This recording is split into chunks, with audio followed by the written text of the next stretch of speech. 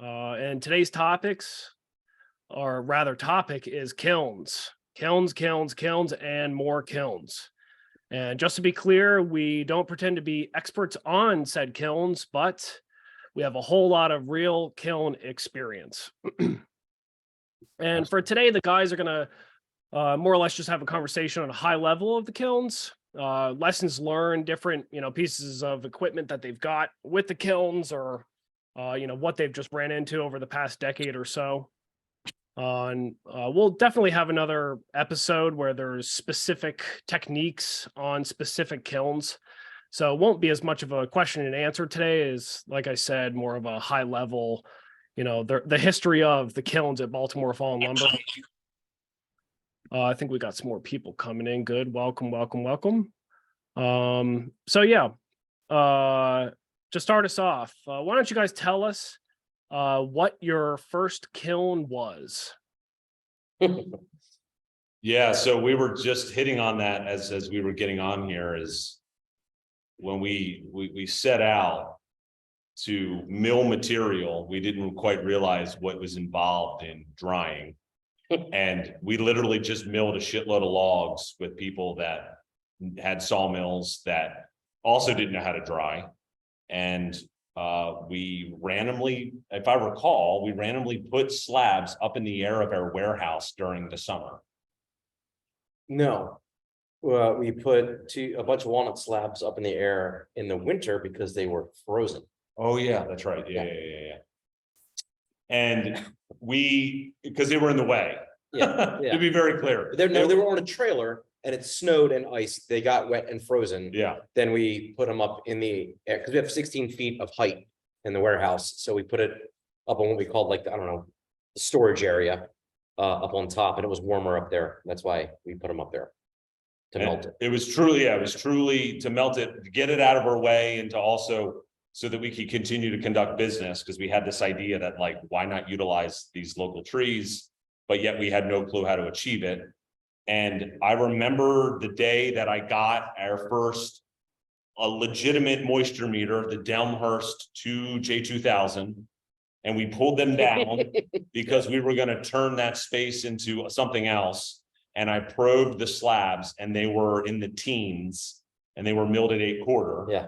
And we had just kind of like, wait a minute, I thought it took 2 years to dry 8/4 slabs air drying.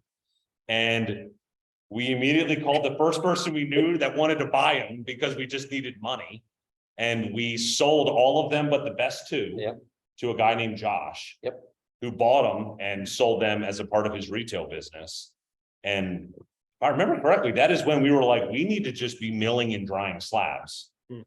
I'm not sure, because we sent a truckload to Ohio. Oh, that came way later. Was that later? Yeah, that came way later. Okay. At least the way I remember it. It It was a happy accident. I'm like, the original part. Yeah. We tried to replicate that with a big old box elder tree that we milled up, and that didn't go well at all. That molded up and turned into a goddamn cookie. And that was not successful. So the height of your warehouse with heat did not work, to say the least. It worked with walnut. Just that one time. Yeah, right. But it was the only one we did it that one time. That's true. Yeah. And we thought at the time, with internet research, at least I remember looking this up, that a certain amount of heat and a certain amount of air movement was going to allow the moisture to be pulled out of the slab.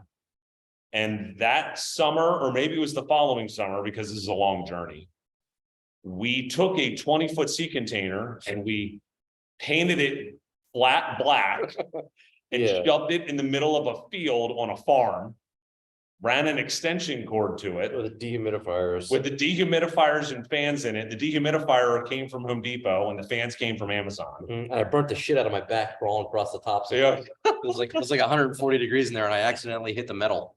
Yeah, that was hot. And we just shoved a bunch of wood in there, and we were like, this is going to be it. And we watched it, and the wood came out not dry, crooked, bent, and unusable in every way. And I remember getting discouraged and just thinking to myself, we need to go buy real equipment. Like, Yeah. this is not something we can just go do that way. And we researched what we thought at the time was the end all be all unit, which was a Nile kiln that we retrofitted another 20-foot sea container. We bought the parts to a Nile unit, and John took our plasma cutter and our welder and put an addition on the side of the kiln. So it's just this 20-foot sea container with like a house built on the side of it. Like a dog house. Yeah, where we shoved the units and Spray foamed it. we spray foamed it because our background is construction originally 20 years ago.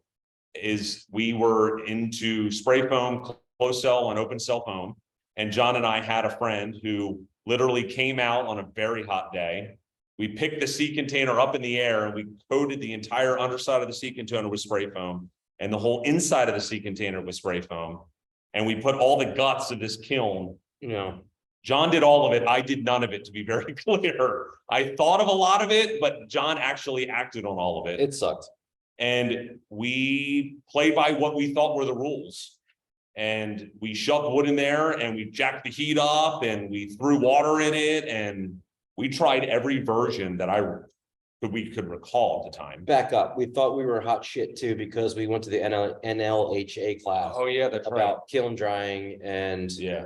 how to cut the wood, put it in the oven, weigh it, make sure it was dry, the delta between the wet bulb, dry bulb. We had all this crazy ideas and ventilation fans. That's right. We thought we knew what we were doing. Yeah, we went and got certified in log grading, lumber grading, and kiln drying from the National Hardwood Lumber Association. We invested in that education, and we really thought like we had it. We truly did. And to be clear, at the National Hardwood Lumber Association, they don't teach you how to dry wood that comes from the local canopy. They teach you how to dry perfectly clean, beautiful boards. And the entire time we were in the class, we kept asking all the questions about how to dry the wood they were not trying to teach us about. And eventually the professor actually gave us airtime afterwards where we could actually ask him some questions. And he pretty much gave us answers like, that's impossible, that's difficult, that's probably not going to work. Nobody does it. No one does it, but we continue to chug forward. And I remember so a whole nother year went by while us trying to run this Nile kiln. And I was fed up, John was fed up, we could not figure out what was going on. We could not use the material that was coming out of it, hardly at all. And I had taken my family to the UK. I went to Oxford for a family vacation. And when I landed, I could not sleep. And I just randomly typed in how to dry slabs.uk in terms of google.uk. And every answer that came back talked about vacuum drying. And at the time, we had never heard of vacuum drying in the United States. It was not a thing that was on our radar, even though it did exist. And I remember investing that entire trip in my free time into learning about vacuum drying via how the UK does it. And I came back from that trip and I was convinced that I could have John agree that we should go buy $100,000 kiln. And I was so upset when John's like, are you freaking kidding me? We're not going to go spend $100,000 on this. We can't even get the $10,000 option to work. And we fought tooth and nail over that for a while. We did. Because that's a lot of money. It was a lot of money, but we researched in the United States that there was a thing called vacuum kilns in the United States. Saucer. And it's VacuTherm was the company name, which is now everyone knows them as iDry. And we spoke with VacuTherm at length. We spoke with people that owned the kilns from back in the 80s who were still drying. And the tractor trailer load that we sent to Ohio, they were using VacuTherm. Correct. Yeah. So he actually is the one who turned us on to. You guys can't afford this kiln, but I know someone you could send the wood to and they'll try it for you.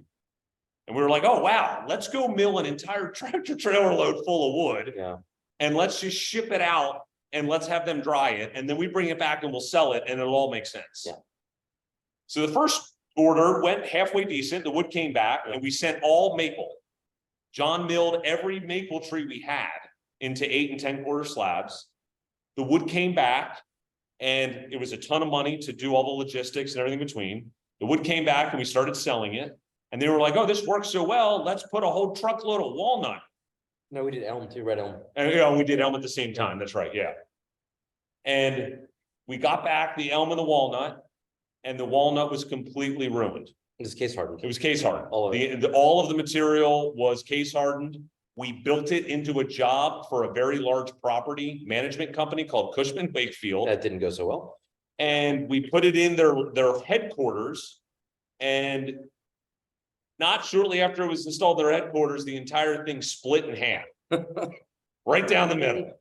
And we quickly learned that vacuum drying can case harden material in a way in which can be, ruin the material. And we honored that. We made that job right. We broke ties with the drying company, had words with iDry Vacutherm. And then about 3 weeks later, there was a gentleman that we had met in Indiana who owned a vacuum kiln of a very small size that he was willing to sell used because he was going to upgrade to something larger. Yeah. And John and I jumped in a plane and we flew to Indiana. We met with him. We learned how to use the kiln, and we became very invested in the idea that this is what we had to do. Yeah. I'm like, I remember it was like the light bulb went off. It was like, we have to buy this. It's used. This guy knew how to use it. It was well maintained. We bought it. It came with no owner's manual, no website, no one to contact. It was this kiln that had a computer and a ton of parts, and you're supposed to shove wood in it and hit start.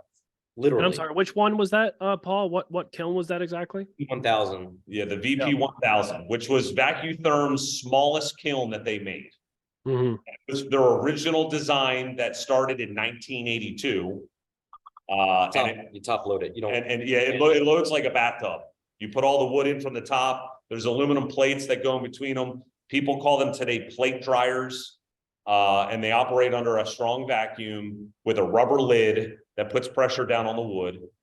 And for the next solid year, we shoved every thickness, size, board, and material type in that thing. Oh, shit. And we turned it on and we ran it the way we thought we were supposed to run it. And every other day we'd open it, check to see if the wood was dry.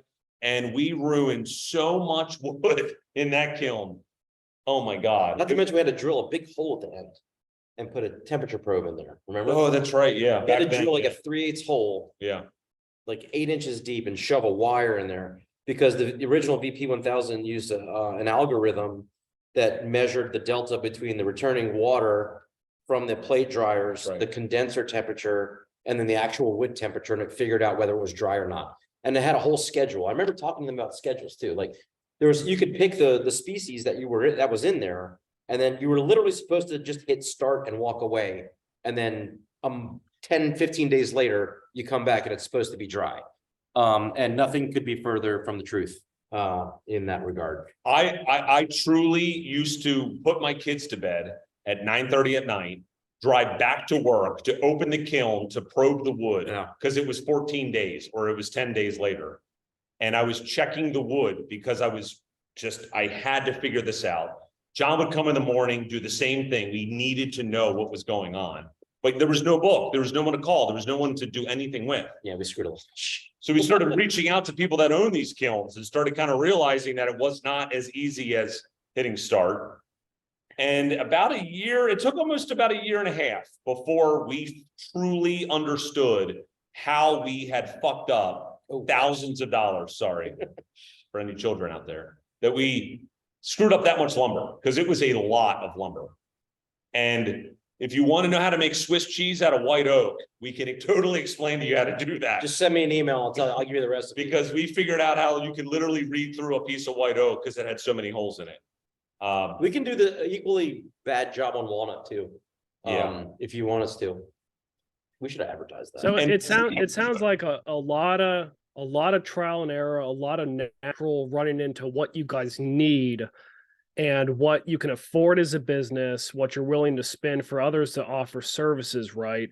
But even through, getting to, the point where you were mentioning, it's like, You thought, you know what, this is it though. We have to do this. We have to control the process because of all the question marks. Did you feel like there was no way that you would go back to find a partner for that? And you knew it was just, we need to keep this equipment and learn this equipment.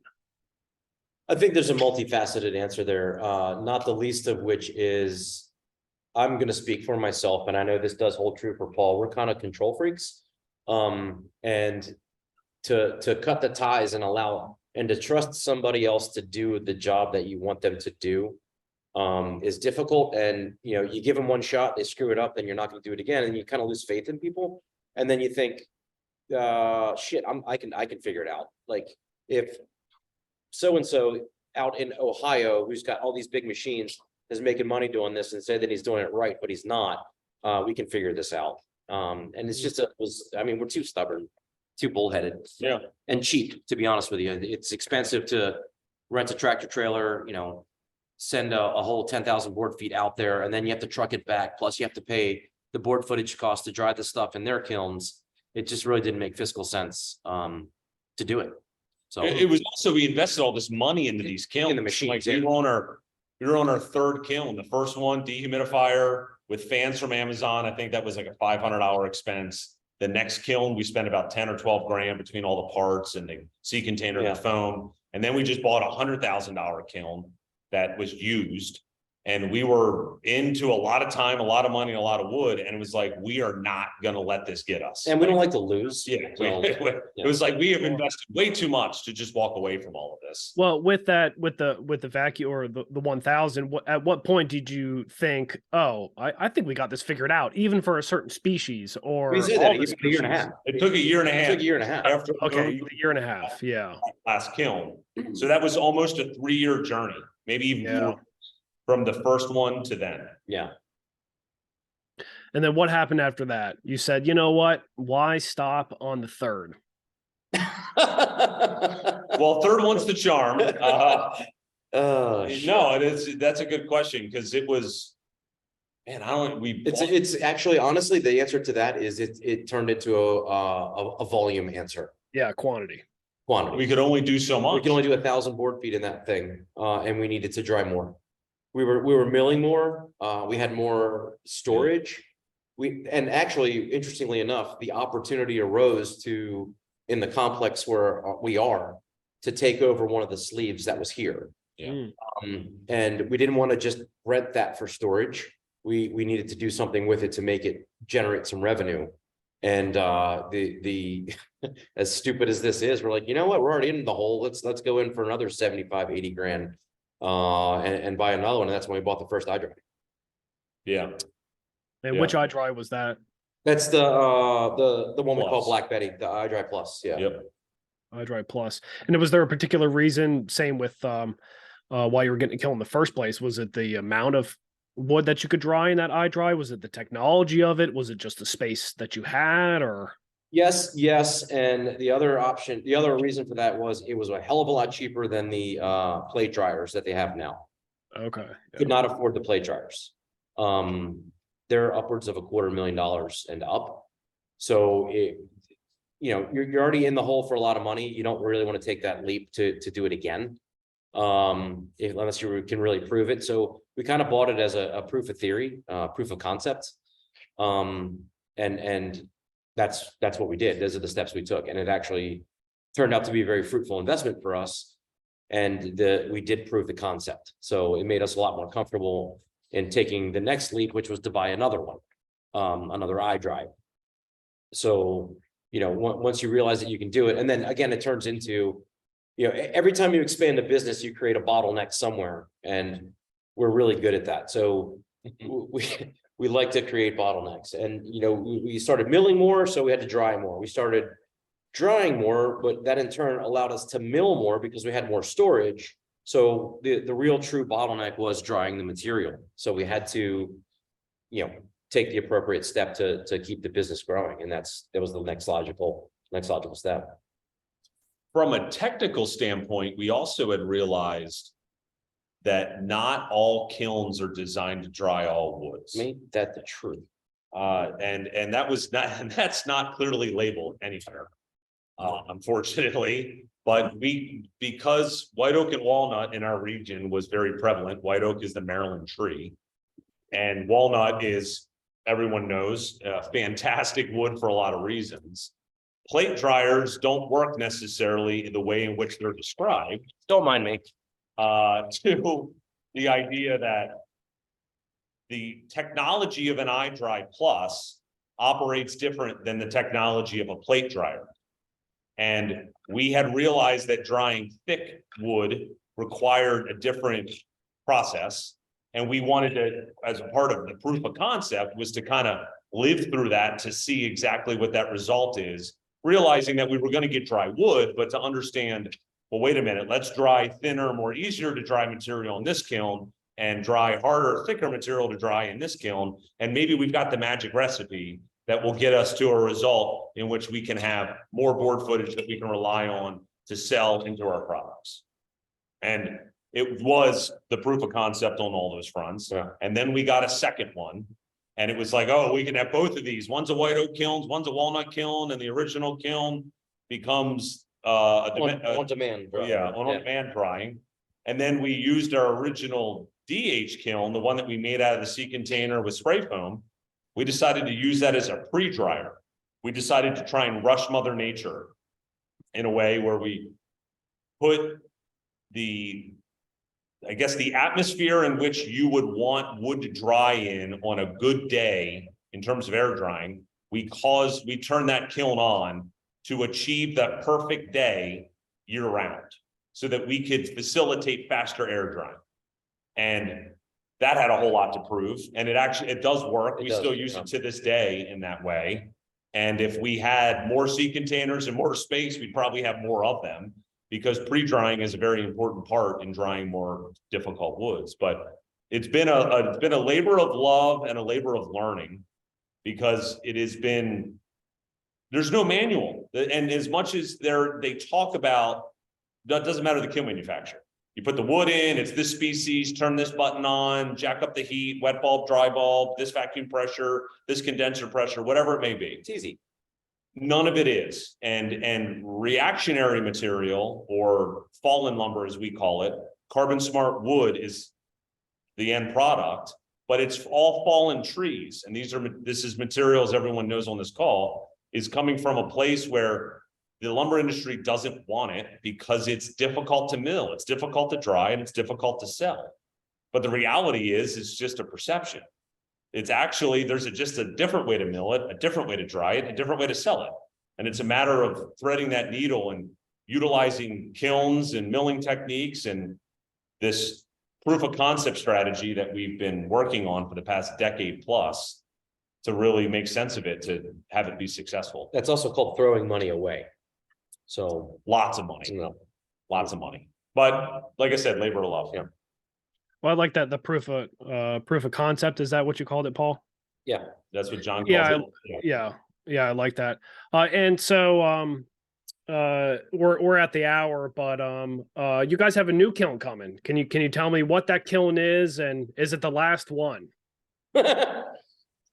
It's definitely not the last one. I think you could collect kilns like a car collector could collect cars. If you're in love with wood and you've got people that want to buy your product, you just need more kilns, like you need more garages to store your cars. Space. Yeah, there's never an end to it. But the kiln, in my eyes, there's never an end to it, into his eyes as well. But the next kiln we're getting is essentially a 5X version of that VP 1000. We've made an investment into the iDry Turbo, which is the plate drying version of the iDry kiln.